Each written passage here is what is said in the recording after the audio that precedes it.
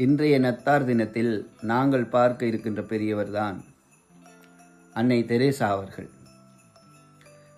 1910ஆம் ஆண்டு 8ஆம் மாதம் 27ஆம் நாள் ஐரோப்பாவில் உள்ள யூகோஸ்லாவியாவில் ஸ்கோப்ஜி என்ற கிராமத்தில் பிறக்கின்றார்.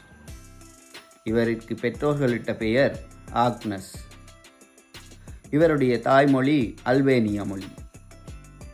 தன்னுடைய 18 வயது வரை பாதிரியாரிடம் மறைக்கல்வியை பயின்ற அன்னை தெரேசா அவர்கள் 19வது வயதில் இந்தியாவிற்கு வருகின்றார்.